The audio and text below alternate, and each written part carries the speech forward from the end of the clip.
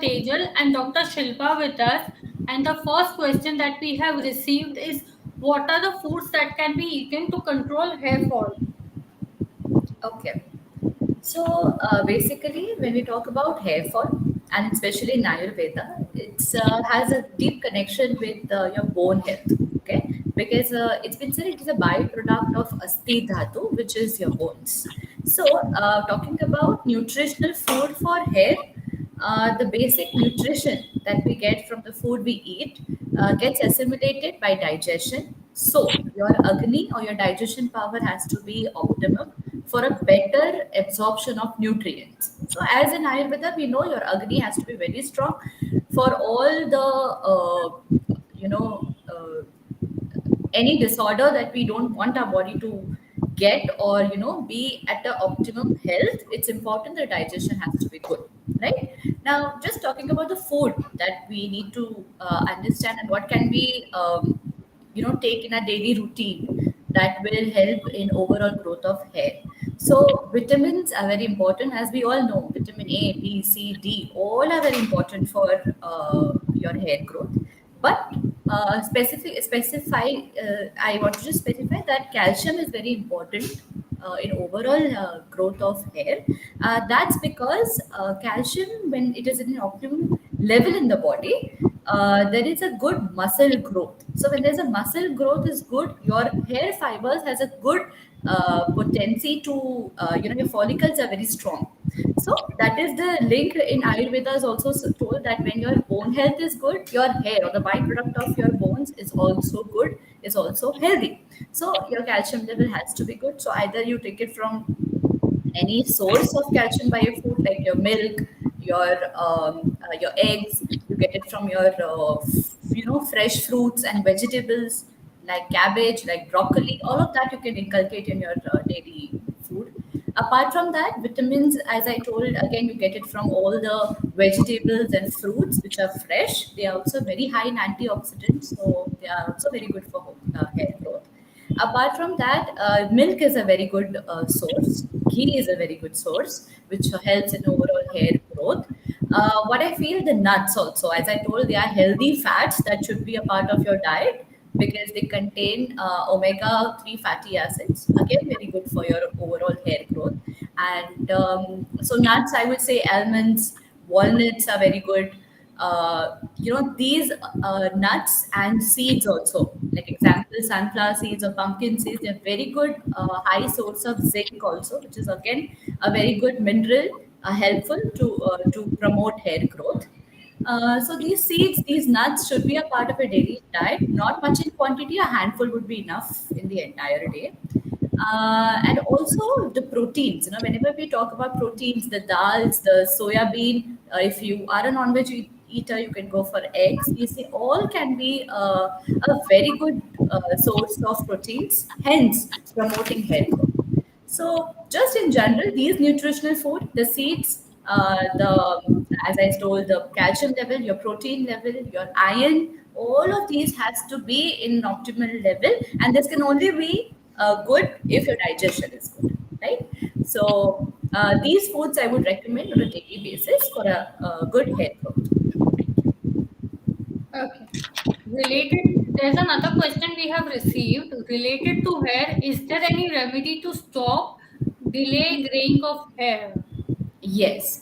So this is a very general question that we all are facing, and especially I want to say premature graying, or that we see in our routine. A lot of people are complaining about it. So in Ayurveda, we always talk about dinacharya. We always talk about taking care and prevention, right? So rather than, I would say, to stop gray, we can prevent them. We can delay them. So what we do is there's a treatment called as Nasya treatment, which is very good for delaying hair graying. And in that sense, when we talk about Nasya, it can be done at home because it is a part of Dinacharya where you put oil or ghee in your nostrils every single day, 2 drops, as a prevention for premature graying, or as a prevention for overall hair growth, right? So, pure ghee, desi ghee, which is a cow ghee that you can put 2 drops in your nostrils every single day in the morning after your meals. And if not that, then there are many other like Panchandra Vardhan Tel. You could be anu tel, which is available in the stores. And also, I would say under the doctor's recommendations only use these kinds of oil. But at home, if any DIY you, I would say then pure cow ghee could be a very good source where you can just put two drops in each nostril every single day in the morning, which can prevent hair graying. Okay. Thank you. The next question we have received is how to increase immunity with the help of Ayurveda and Panchkarma. The customer says he gets sick often due to traveling and climate change. Dr. Shilpa. Yeah, okay. So let me take this. So first of all, it's a very nice question because Ayurveda only talks about immunity. In Ayurveda, we talk about swastha se swasthya rakshanam, atma se vikar prashanam. That means first take care of the healthy, make sure the healthy stay healthy, and then treat the people who are sick, who are unwell. So now the question comes how to increase the immunity with the help of Ayurveda and Panchkarma.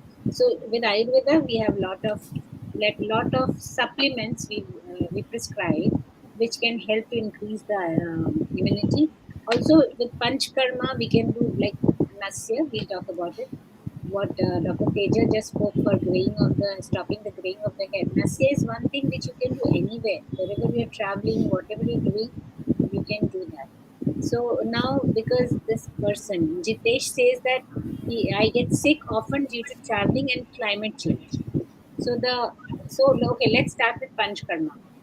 Anu tel or Panchendriya Vardhan tel. These are the regular oils which you can use for. It will also help in the climate change. It can also help in because traveling again is a type of climate change. It also disturbs the dincharya, so it will help in both the things. If otherwise, if you are not sure which oil to use, then ghee is a safe play. Cow ghee is a safe play.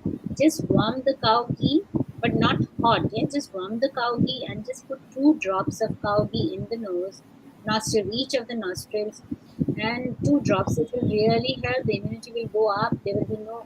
It can make you more stronger to face the allergy, like the difference of temperature. If there is any pollen changes, pollen allergies, and all that will help.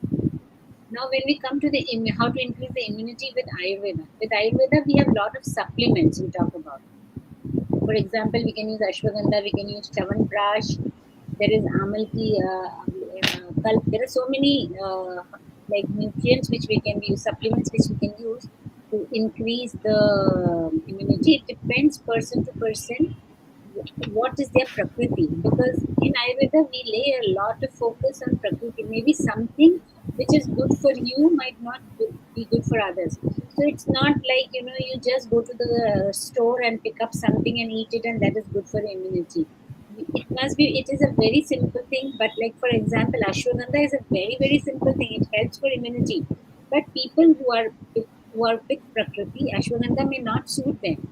For those patients, I would recommend Shatavari. So it depends. So it's always better, even if you're healthy. It's not necessary that you have to fall sick to go and meet a doctor. But even increasing your immunity or something, it's better to meet a Ayurvedic consultant personally, so that you can understand that the Ayurvedic consultant can understand your body type and give you the right supplement which is needed for your immunity. That way it will really work. Otherwise you're doing trial and error. So there are a lot of supplements like I would repeat ashwagandha, shatavari, chavanprash, and there are so many. There's a big list I can tell, but I would rather say let's see what suits your body type. Okay. The next question we have received is Ayurvedic recommendations for improving memory. Dr. Teja, please. Yeah. So for improving your memory, this concept in Ayurveda again comes in the term where your mind health. You're talking about your mind health, and it is generally, divided into, say, your intellect. That is your dhi. Then dhruti is how much you retain, and then comes the point smruti. Smruti means the memory. How much you can hold it in your brain, and how much you can, till how much you can retain the memory, that information which you have collected. That comes under the topic called as smriti. Okay, so talking about mind health, and there are various factors which comes into consideration, causing memory loss, or forgetting, starting from very simple things like forgetting your small things in your daily life, where I've kept my things, and stuff like that. So age could be one factor, which I would say that, because of degeneration of the cells and everything, and especially when there is a vayu dosh, pradhan, when the vayu increases in the body, definitely you have these kinds of symptoms. But apart from then, when you're talking about normal people, or the young generation, or the normal adults, that they face these problems. So a lot of time, what I say is that what dosha is, important, which has got dominance in this kind of problem. Where I would say vayu, when it increases, you generally have a lot of irritability. You have more of unfocused things going on in your life, which shows there is more mobility in your thoughts, and hence you have this habit of memory loss. And when we talk about kapha dosh pradhan, so a lot of people who eat a lot of outside food, generally their agni is not that very good. They are very lazy kind of a people. They also have a brain fog, where they try to recollect things, but then they cannot, right? So we need to understand what dosha is dominating in that particular person or the character. Apart from that, if there is nutritional deficiencies, as I say, in children, when they again cannot take the optimum amount of with the nutrients are not being absorbed properly, again they could face these kind of problem in a early age. So talking about nutrition, again, a very good thing is like the milk and ghee has been said a very good, I would say, portion for your brain, because they work very good. And as it has been said in Ayurveda, the ghee is actually compared to a brain. Like when ghee is in its solid form, it is actually being considered that the brain also looks the same. When it is being prepared from your birth, right? So ghee is a very good for improving your memory. So again, as I always say in my lecture, 1 tablespoon of ghee every day in your diet has to be there, right? Apart from that, walnuts, these are also very good. That also you can just add in your daily diets. Again, you see the shape and things like in the walnuts is same as the brain. So it's called a very good brain food. That you can say. Apart from that, the medicines are generally so many, like Shankapushpi, Tulsi, Brahmi, Banduk All of these are very good for brain health. But again, as doctor said, we need to take all of these with the doctor's recommendations only. Apart from that, the panchakarma that we see, so nasya, that can be done every day. In your dinacharya part has to be a part of your daily thing. Nasya can be done 2 drops of cow ghee. That is very simple to do. So 2 drops in each nostril every day. That could be your part. Apart from that, abhyanga, like a simple oil massage also helps very good for memory. So people who are facing a lot of problem, as I told, irritability, instability, and all of that. So a plain oil massage, the entire body massage, you can do it on your own, or you can just go in the center and do it. Where you can apply plain coconut oil or sesame oil all over your body before going for a bath. It is called as abhyanga. Should be done every day. So it's not like you do once a while. If it is a part of a daily dinacharya, definitely give very, very good results. Again, then Shirodhara, we all know. Well, Tel Dhara, we give it to the patient. And again, the medicated oil that we use for improving the memory and sharpness, that will also give a very good result. But again, these little changes in your diet and little changes in your dinacharya will definitely work good. But you need to understand which dosha pradhan you are, and accordingly we treat the patients. Thank you. Okay. The next question we have received on Instagram is, what can be done to improve eyesight? Dr. Shilpa, could you please take the question? So eyesight, I Yeah. think it's the biggest thing now, because the screen time and the eyesight. So I think the baby who's born, from the people, senior citizens, everybody needs something for eyesight. Now in Ayurveda, eyes are related to pitta. So it's very important that we work on our pitta. The pitta should be shuddh, pit should be nice, and that's where our vision will be very clear, right? Now, if the pit goes high, if there is acidity, there is anxiety, then the vision is disturbed. Similarly, if pit goes low, there is low metabolism, there is indigestion, again the eyesight gets disturbed. So, what I'm trying to explain to you is it's very important that each person follows a proper dincharya. Make sure they eat right food. They do not, you know, too much of junk food is again going to disturb the things. It's not going to be digested. If the Agni is disturbed, the eyesight, it is indirectly going to see. Directly, we only think, oh, I'm eating, how it just goes to my eyes. But everything that you eat, everything that you do is disturbing the balance of the all the three doshas, Vat, Pitta, and Kapha. And any disturb in the pit, mainly, of course, the Vat and the Kapha also play a role in it, but mainly if any disturbance in the pit dosha will disturb the eyesight. So that's why it's very important that we follow Dincharya, number one. Number two, vitamin A is very important for the eyesight. So we can include foods which are rich in vitamin A. That is, carrots is a very good thing. Leafy vegetables again a very good thing for the eyesight. Nuts and all also have vitamin A. They are very good. I also recommend an exercise called Tratak. Pratak is just lighting a candle in front of your, like, keep a distance of 1 meter, light a candle and focus on the wick as much as possible. That is also, it helps. Also, there are eyeball exercises. The more you can, because when we are doing the screen time, our eyeballs forget to move.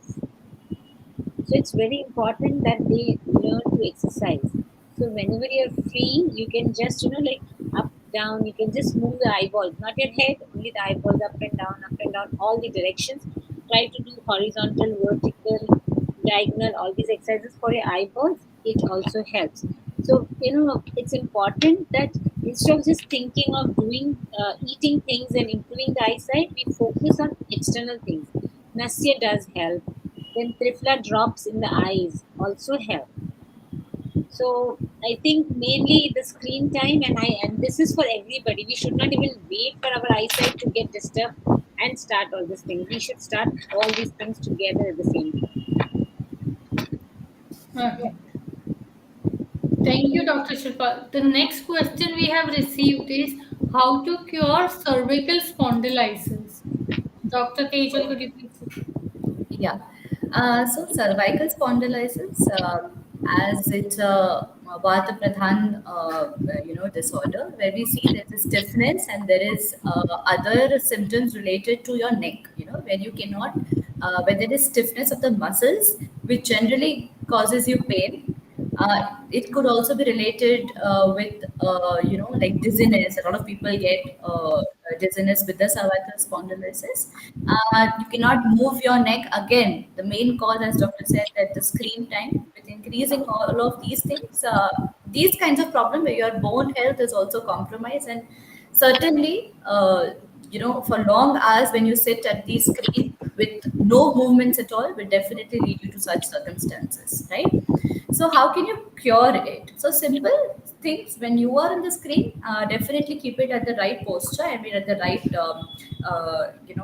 that it should be, the screen has to be in front, so there is no neck stiffness. Specifically, if you are seeing down or you're seeing too high, this is one thing. So your position has to be in a good thing. Apart from that, moving your neck every now and then, say every 20 minutes at least, you move your neck. Do some light exercises, that is just stretching of your neck muscles, your hands, and everything. Apart from all of these, what you could do is simple, as I told in Dhanacharya, two things you need to add in a daily routine. Abhyanga, again, is going to have give you very good results. That is, before taking a bath, applying oil all over your body. Full body massage. Simple. Just you need to apply and take a bath. This is one thing you can do. Another is Nasya. Nasya gives a very good result on any problems that are above your neck region or above your, your collarbone. So all of these, where there is more Vata Pradhan thing, where there is more stiffness and pain, definitely Nasya and Abhyanga will help you a lot. Apart from that, we also do Shiradhara. We We also do Pindis way. This is all part of Panchakarma, where we have to come to a consultant and get yourself, get treated. But simple at home remedies, I would just recommend these two things you can do. What else do we do is that you can take a steam at home. You know, where you can do a hot water bath steam, you can just put, or you can apply a normal analgesic, any kind of a liniment or any kind of an Ayurvedic thing. But a simple steam would also help to relax your muscles. That you could do it at home, right? Again, your calcium levels have to be very good. Your nutrition has to be very good. Your digestion also has to be very good. Only then this can be cured from the roots.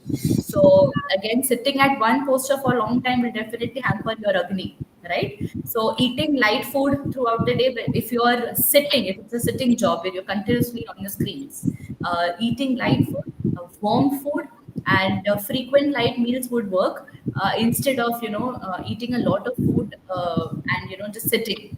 So that will definitely take care of the agni. As I also mentioned, when you talk about calcium foods, I just could recollect some, like as I told you, milk, ghee, raisins. Black raisins would work very good because they're again very good source of calcium in your diet. These all things you can add. And your vata, that means your vata dose should not increase. To prevent that, your motions, your constipation should be taken care of. So excreting your motions on time, your waste and everything should also be taken care of, because all of this definitely hampers the doshas. So either your vata is going to increase, or a pitta, or your kapha. So basically your digestion, how are you eating your food, how are you sleeping, how are you getting up, all of this definitely will add up for curing your cervical spondylitis at home, right? Thank you.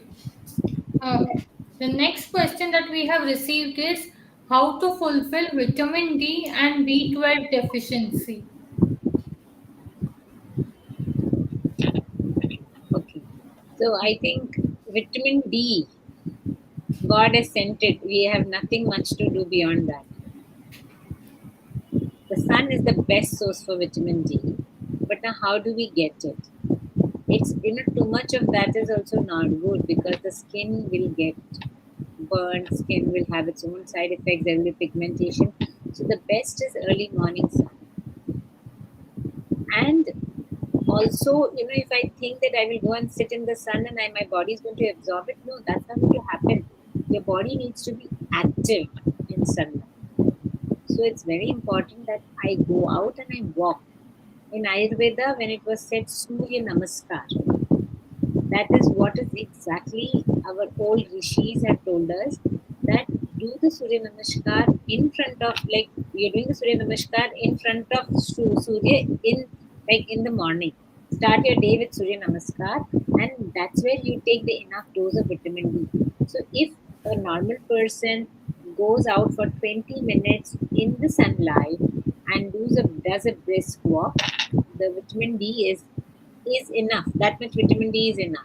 But if I think that I will go out in the afternoon or in the evening, it's not good. I would not recommend anyone to do that. So the best source is vitamin D. Of course, apart from that, the other one is you just buy the sachets. We get vitamin D sachets. It's not Ayurvedic or allopathic or something. They are vitamin D granule sachets. 60,000 IU. That is for once a week. There are 1,000, 2,000. But here, the main thing here is Agni.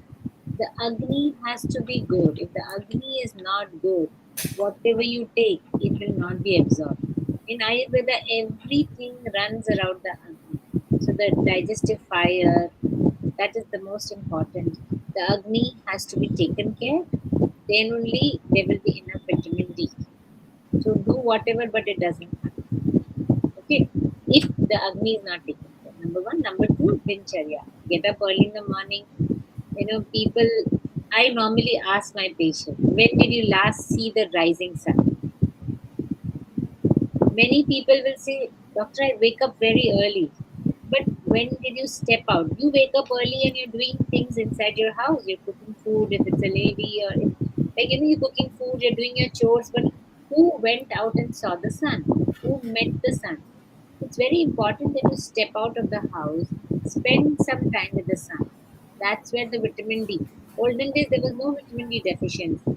Now because we step out from our house, we start traveling in our train, car, buses, whatever. So we are basically not exposing ourselves. So that is where. Otherwise, God has given us, Mother Nature has given us enough of vitamin D. We don't need to take anything else. So Right. that is for vitamin D. Now we come to vitamin B12. Vitamin B12 is a little tricky thing, especially because B12 mainly comes from non-vegetarian food. So people who are eating non-veg like eggs, chicken, meat, they usually do not have the deficiency.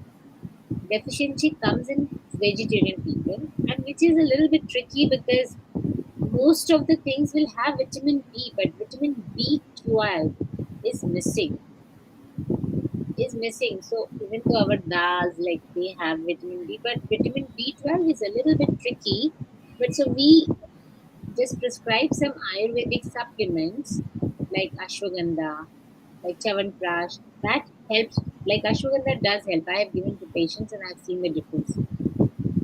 So again, but otherwise, vitamin B12 is very very common. Deficiency is very common in vegetarian.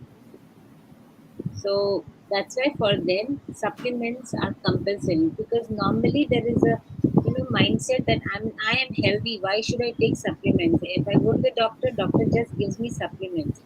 But that's not the case because we are vegetarians. India is having a lot of vegetarian people, and that's why supplements are important because the body needs vitamin B12. The importance of vitamin B12 is see if we are deficient, we have deficiency of B12, the iron levels will go down, fatigue will go up, the skin texture will get disturbed, the hair fall will start, the bones will become brittle.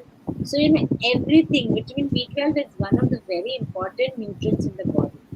So I would suggest everybody, like especially if you're a vegetarian, make sure you get a proper diet where the proteins and dals are taken care. And ashwagandha is one of the very high vitamin B12 nutrient. I would just like to add on this topic.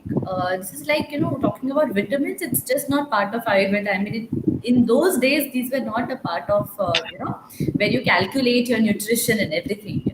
So some things that we all lack, and I think we have all evolved with the coming generation, is that we are losing the local food.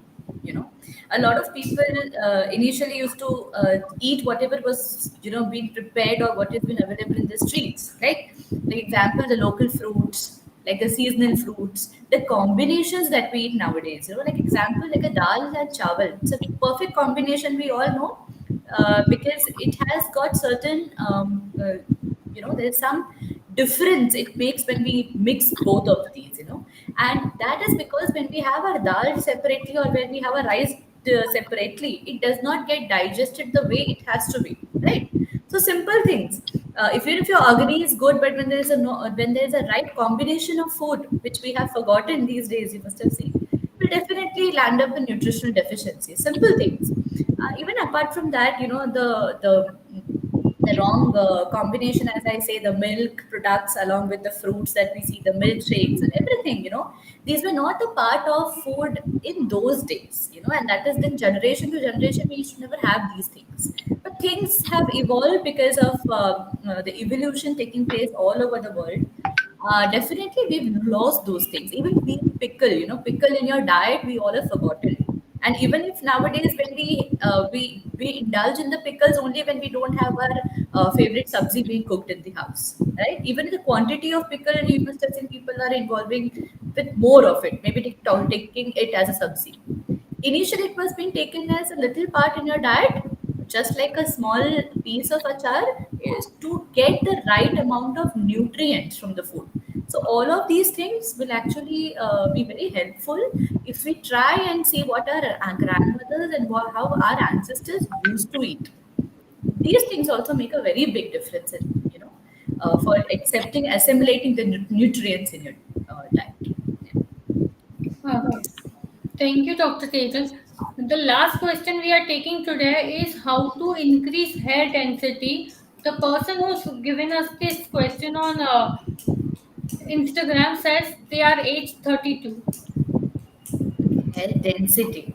Yes. Okay. So again, when we talk about hair density, there is thinning of hair. You know, that is what we see in women, in males, everyone. We all are, in the era of baldness that we see, and that again comes with, the not the right nutrition, and not the right type of digestion that we all have. Again, apart from that, you must have seen there are so many hormonal imbalances because of stress and everything, which also lands in baldness or thinning of hair, and also the density going low and low. A very simple thing, as we all know, castor oil also is a very good drug, simple one in Ayurveda, which says it increases the thickness of hair, and there are studies.